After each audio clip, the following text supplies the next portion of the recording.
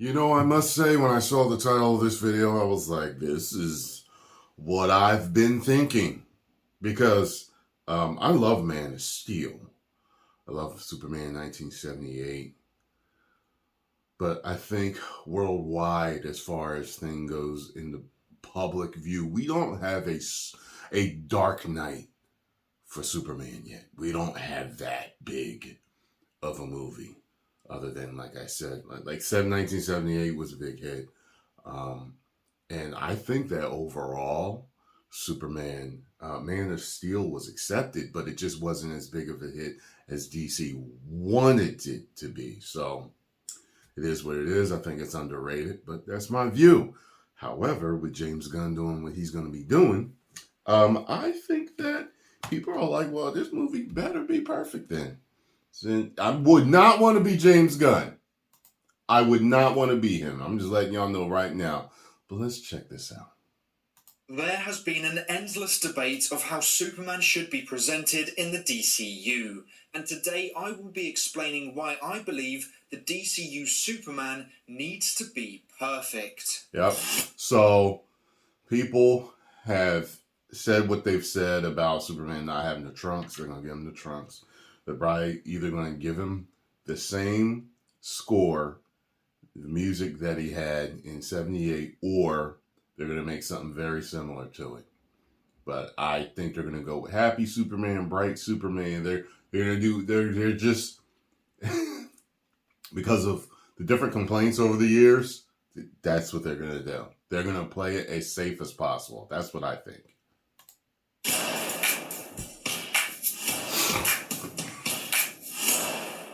Hey everyone, welcome back to Our Movie News. Now, there is no denying I have been against most of the decisions James Gunn has made for the upcoming DC universe, and I have always approached my judgments with the same mindset.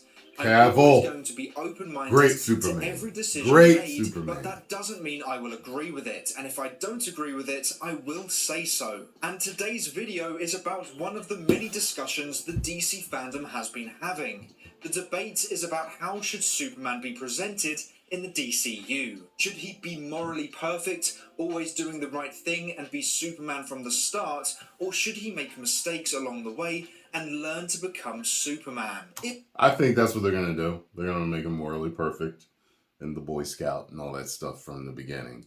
As you guys listen, people like to blame Zach for making a darker Superman, mopey Superman, emo Superman, troubled Superman, all this stuff, right? But you have to remember, and I always bring this up, and I remember around the time that Man of Steel was announced, they were talking about keeping it grounded and in the same universe or whatever as Christopher Nolan's. That's why Christopher Nolan's a producer on it. They wanted to keep it more grounded and realistic. So, would an alien maybe have some troubles, you know what I mean, developing and figuring Earth life out, and he's got all these powers and all this stuff? Yeah, he probably would. So, all this stuff that he's going through, how would people react? People would be fearful. With a guy flying overhead creating sonic booms and wind that's stronger than anything you've ever seen in your life, able to lift helicopters and buildings and destroy things with beams of light and freeze things with his breath and just fly around the earth in a split second. And people would be afraid of a godlike character like that. So that's what they did with him. You know what I mean? So the grounded, gritty Batman was so great. Well, they said, well, that worked with Batman. Let's do it to Superman. And apparently it didn't work all the way around. To me, it did. I understood what they were going for. So when I went to the movies, I was like, okay, I get it. It didn't bother me. I understood. If you've been here on the... But they want to be safe. So trust me, they're going to keep him. Hello, citizen. I am Superman. Hold on, I've got you. That's what they're going to do. Before, then you know that I loved the DCEU's approach to Superman. Man of Steel is my favourite comic book movie of all time, Ooh, and I loved okay. the modernised approach to the world's biggest hero, which Okay. is why for a long time now I've always liked the idea of Superman learning to become the hero we all know and love, not being the perfect hero from the start and seeing him struggle along the way. Now, unfortunately, we never got to see the full story arc of Snyder's Superman due to the studio reacting so quickly, but the plan would have had classic Superman by the end of Justice League 3. Yep. I love the idea of Clark learning to be Superman, and a 5-movie character arc would have been great to see. Seeing him struggle along the way made the character a lot more relatable, and seeing him rise above those challenges made him inspiring. So I loved that approach, and so when I heard one half of fandom wanting Superman to be perfect from the start, I couldn't wrap my head around it. Why would you not want a character arc for Superman? Why would you want him to be that perfect hero from the beginning, with no... You know, I think else is interesting. Like, Henry Cavill's got hair on his chest. And in certain shots, you can see the hair sticking out of the suit. You can see it. And I was like, if this ain't grounded in reality, I tell you. Because, you know, years ago, they wouldn't have did that. They'd either had it covered or made sure that his chest was shaved so that there was no hair sticking out. No growth. And I've been debating with other fans that very point for the last couple of weeks. And even then, I didn't hear an answer that was more appealing to me than Clark Kent going on a journey over multiple films to become Superman. For me, that is such a rewarding thing to see as a fan. Seeing my favourite hero go from a kid being bullied to learning his family's heritage and then overcoming challenge after challenge until eventually being the hero we all saw he could become is one of the best character arcs for any character, in my opinion. And being the perfect Superman from the start and being great at the job with no lessons being learned sounded boring to me. However, today it was like a switch had gone on in my head. I suddenly realised what those fans were talking about, and I realised it by watching the MCU. More specifically, watching Captain America. Captain America is my favourite Marvel hero by far. I loved that no matter the situation and no matter who was against him, he stuck by his morals and didn't budge. He always fought for what he believed in and did the right thing. Now, some may think that is boring, but to me, that is just inspirational. I look to these stories as guidance to do the right thing, which is probably why I don't like Peacemaker. I want my comic book movies to inspire me to be better, and Captain America was the moral anchor of the MCU. He always did the right thing, and that is something I always look up to. Now, thinking of the way the MCU presented Captain America, I can start to see why many DC fans want Superman to be presented in a very similar way. In fact, I would really love to see Superman be the moral anchor of the DCU. Let him be that beacon of light in the sky from the very start. What made Captain America so interesting to me was how they created situations that challenged his morals. In Captain America and the Winter Soldier, he had to take down the organization he worked for and believed in because they had been taken over by Hydra. He knew that no matter his personal connection to S.H.I.E.L.D., they were no longer the people he thought they were. They were corrupt and dangerous, and so they had to be destroyed. Have that kind of scenario for Superman, and you have a really interesting story. Now, my only worry with that is the quality of the writing. I personally don't think James Gunn is a very good writer. I'd happily be proven wrong, but my favourite film from him is Guardians 1, which he had help with for the writing, and I think his work has got progressively worse with each film he has written, and eventually going rock bottom with Peacemaker. But he's already said Superman Legacy won't be like his other projects, and he has had a lot of time to think about this story. So maybe it will be a lot better. I really hope it will, but time will tell. What I do know is that you have to take great care when writing a Superman story. If you're going with the perfect from the start approach, then you have to make sure he's making the right decisions, and you have to really make sure it is emotional. Really challenge him emotionally and morally, because it's a lot harder to do that physically.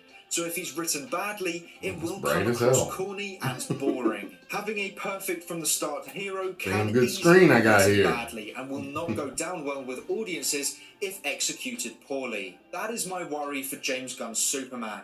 I am worried for the way he will write him, but I am hopeful. I hope that this film is I think he's the gonna best stay movie he safe. has I ever really written, do. and I end up loving the movie, because that is what being a fan is all about. I hope he don't put them dumbass trunks on him like from the comic book that he's emulating. Because, good lord, I cannot stand the design for Superman in that. Man. And I know there will be people who instantly accept this take I don't and mind others who trunks on him instantly again, reject but it. There are not them always long those ass people, stupid but looking I am trunks not with the one of short them. cape. I've always said that I will judge it properly when I see the movie, and I won't have a set mindset going into it. I will be completely open-minded. He knows it's got to be better than Man of Steel. He knows that. It's got to at least be better than Man of Steel. But I'm, with them trashing everything and not continuing the Snyderverse, which they still need to do. Hashtag restore the Snyderverse. This better be the best Superman movie of all time. Like, seriously.